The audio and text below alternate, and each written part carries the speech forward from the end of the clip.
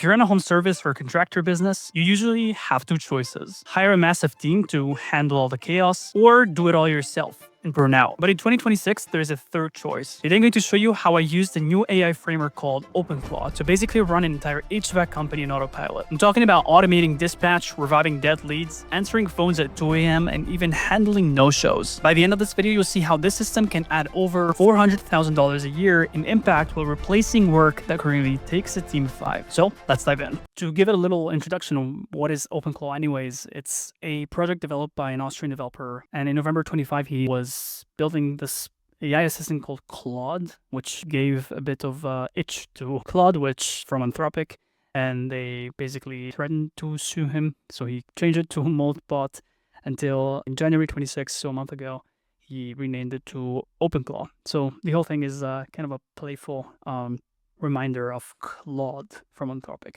Now, with that aside, why is this important? It's because they position themselves as the AI that actually does things. And within 72 hours, they basically hit 60,000 GitHub stars, which is basically one of the fastest projects. And in this case, it's even open source in history. And in February 14th, so 2 days ago from now, Peter Steinberg actually announced that he's joining OpenAI, which is really big development. And I think this is where a lot of people should be paying attention, because if one of the biggest companies in the world is paying attention to something like OpenClaw, that means that they're really up to something big. But now, what does it actually do? How does it differ from ChatGPT? Now, ChatGPT or Claude or any of the LLMs that we generally know are meant to be chatbots where we have this interface where we chat with it. Whereas in this case, Claude allows us to actually make actions. So we give it access to specific API keys, we give it access to our own tools, and it's actually able to perform actions on our behalf just by us communicating to it. So it's essentially a something like a Claude or Gemini or ChatGPT that allows us to actually read and write emails. Perhaps if you have a CRM, actually, take actions on a regular basis using something called cron jobs. So it's an attempt to get closer to an actual AI agent. Other important things that differentiate it are that it has persistent memory. That means that it's able to remember things and grow the memory as you talk to it. So the more you work with it and you talk to it, you're able to basically develop that memory.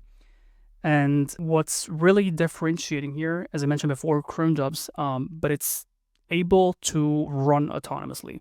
That means that you can go to sleep and wake up the next day and have Clawbot basically working the entire night, perhaps cooking a website for you, running some data analysis for you, and in the morning it can get back to you with fresh analysis that it has been working on during the night. So it's a definitely big leg up from the normal LLM models that we are used to. So now you ask, why is this relevant for a HVAC business, for example, or home service business? I mean, this proves that now we're able to let AI take specific actions within tools that we give it access to. So for example, if we're using Twilio for phone systems, we're able to give Claw a basically access within our phone system. So it could actually make phone calls, for example. We can connect it through platforms like Level Apps or a lot of the voice AI platforms, or work through a CRM. So if we're using Service Titan or House Call Pro and we want to book jobs or update, let's say, records, send follow-up reminders, OpenClaw can basically coordinate that by us giving it access to that. Calendar, technicians, so really any tool that we are currently working with and that we can have basically API keys and provide access to Claw to it. That, of course, comes with its own risks. So it has to be clearly stated that these tools are really nascent. So it's really important to approach these tools with the necessary caution. So, for example, if you are considering to work with these tools, then it's really important that you give it access to the least risky tools, and also that it cannot write through the API key. So that means you give it read access only, and not write access. Because with write access, then it can definitely work through specific tasks or take specific actions that you might not want. So that is where you enter the dangerous territory. Now let's get to use case number 1, and that's the 24/7 AI dispatcher. So you can imagine that AI receptionists are able to, of course, take calls at any hour of the day. So that means that, for example, if you have your receptionist during the day, you're able to, of course, let the receptionist take in the call, the actual human receptionist. But then let's say that it's lunchtime and they're not able to really pick up phone calls, or they're busy during a specific task. Then what can happen is that if nobody answers, then we can redirect them into a AI receptionist that can take the call. And of course, that during the after hours, so after 5 or 6 p.m., an AI can totally take over and take in any calls that comes in. We're going to cover that in a little bit. So, I mean, some people decide to just completely have AI run the calls. That's not necessarily what I would recommend, of course, yet. But use case number 1 is the 24/7 AI dispatcher. So that basically means that you can have a receptionist, of course, AI, that is going to pick up any call at any time during the day, after hours, in the night. So you basically either can have, of course, your receptionist take the calls during the day, and perhaps in the after hours, you're handing it over to AI to take any calls, understand if it's emergency or not. And yeah, basically have this dual. Or some people prefer to have AI initially taking in the call. And if it's, let's say, for example, spam, you're basically going to close the call directly. If it is something that actually requires, let's say, human attention, then that would go ahead, the AI would go ahead and transfer the call. So it acts as sort of like a filter, and that really allows anyone that is at the reception team to, let's say, focus on more important tasks. But it really depends on the company, on what people like to do. But that's definitely something that an AI dispatcher can definitely do.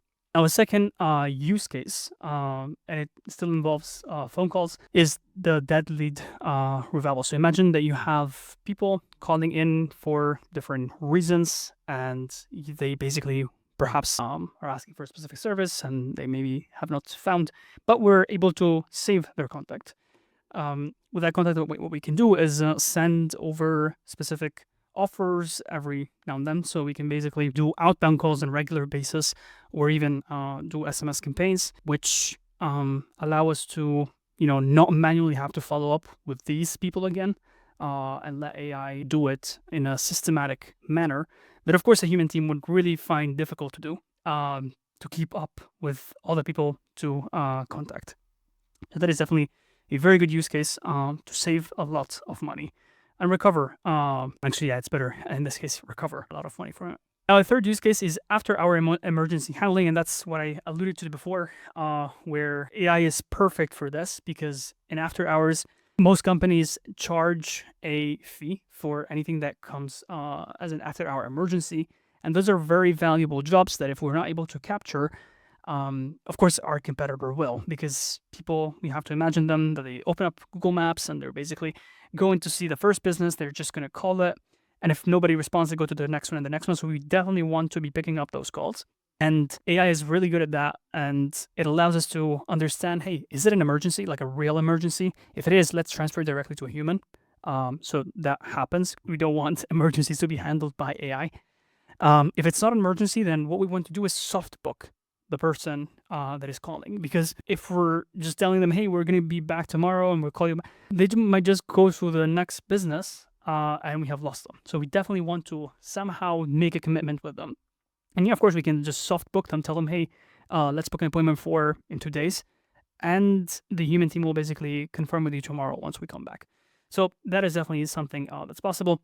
And of course, as always, there is the spam calls that AI is really good at filtering, so we can basically those out. Now, in use case number 4, and that's maintenance membership renewal. So that means that, if an AI has access to our CRM, so in this case, like for example, Service Titan, we're able to check in 1 month who are the people that are going to expire from our HVAC membership, for example.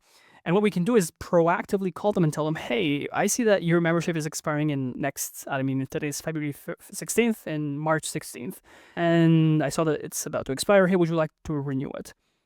And we can let AI every day just track who are the people that are going to expire in 1 month.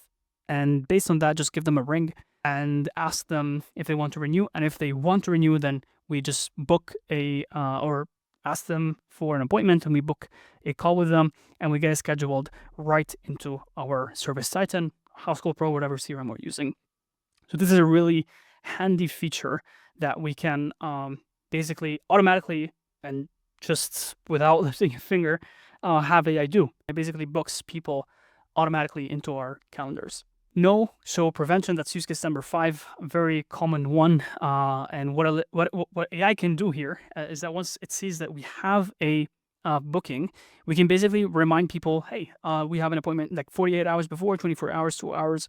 And we can constantly keep them engaged. I mean, we can definitely like do it in different ways. So for example, maybe 40 hours before we can send them a text, or 24 hours we can send just a call to confirm that they're actually coming, and 2 hours before we just send them a final reminder, maybe through SMS. So we can really engage them in different ways to make sure that they actually show up, because that is a lot of time that goes lost in just us not being able to find them there and not showing up. And again, given that it's something that we record into our CRM, AI is really well equipped to handle reminders and make sure that people actually show up to meetings. Now, these were a few ideas that you can run with, start implementing, but you have to be cautious. This is a nascent technology, and if you're not that technical, it's really a good idea to wait a moment for now and see where the dust settles, as a lot of people are now experimenting and playing around with this.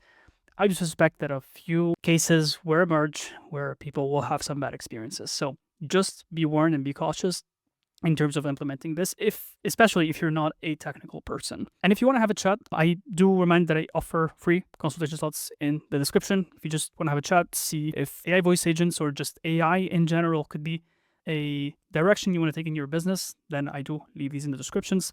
Now, if you want to see how we built a membership reactivation system for our client, then I do invite you to watch this video right here. See you there.